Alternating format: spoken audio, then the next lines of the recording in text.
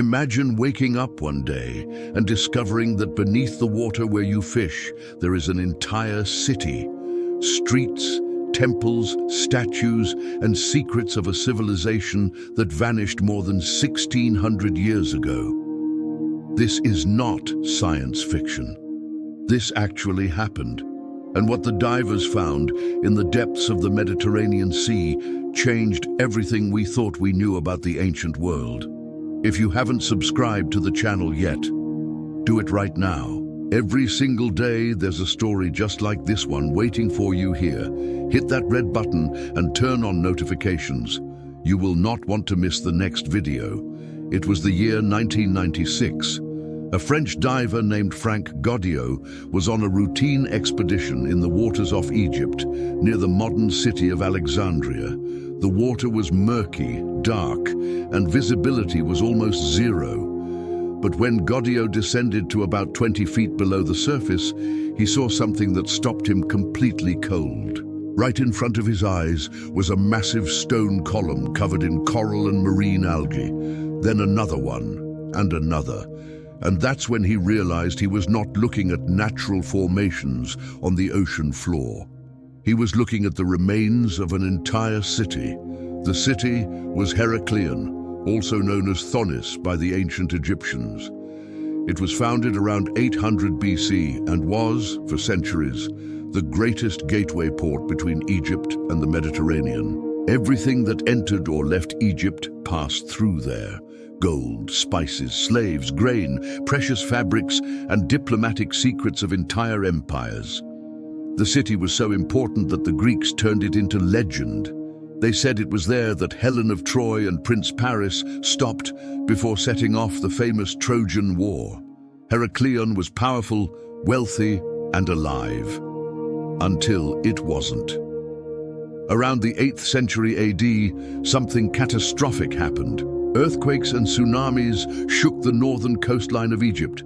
The ground beneath the city, which sat on a delta full of mud and sand, simply gave way. Within hours, what had taken centuries to build sank to the bottom of the sea. Not a single stone remained visible above the waterline.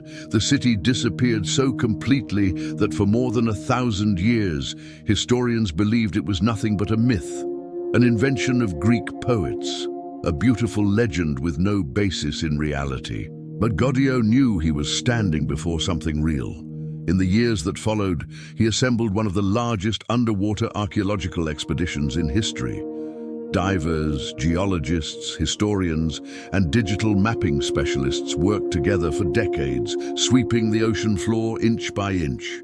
What they found exceeded every expectation. More than 700 ship anchors were discovered buried in the floor of the city's harbor, confirming that Heracleion was one of the busiest trading hubs in the entire ancient world. 64 sunken vessels were still there, intact, with their cargo perfectly preserved inside. Gold coins, bronze figurines, jewelry, and perfume containers that still held the scent of Egyptian essences from 2,000 years ago. At the center of the submerged city, archaeologists uncovered the grand temple of Amun-Gereb, the most important deity of the city. The temple columns were still standing. The walls carved with hieroglyphics were still readable. Inside the temple, they found a black granite stele engraved with a decree from Pharaoh Nectanebo I, dated to 378 BC.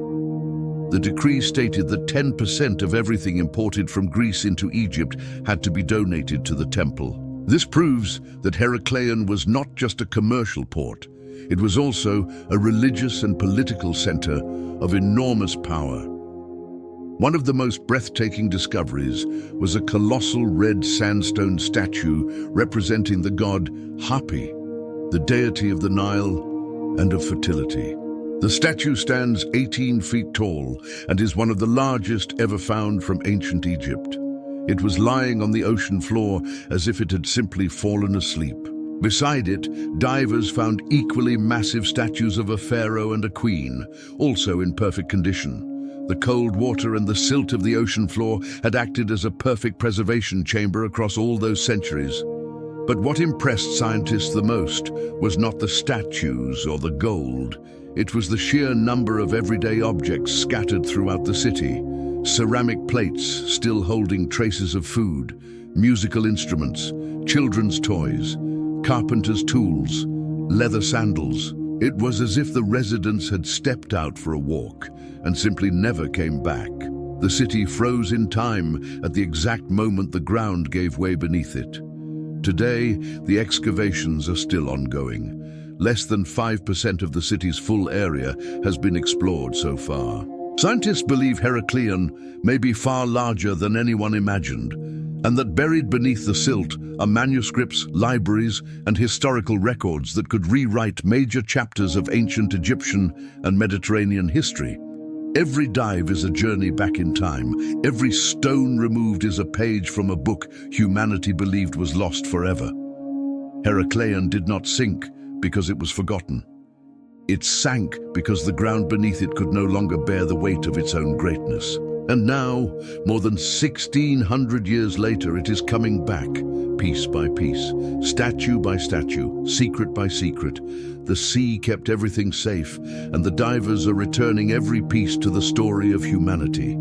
If you made it this far, it's because you love stories like this just as much as we do. So subscribe to the channel right now, because in the next video, we're taking you inside a city carved entirely into living rock in the middle of a desert, home to a people who vanished without leaving a single written record, and rediscovered by complete accident by a teenager lost in the middle of nowhere. Hit that red button, turn on notifications, and we'll see you there.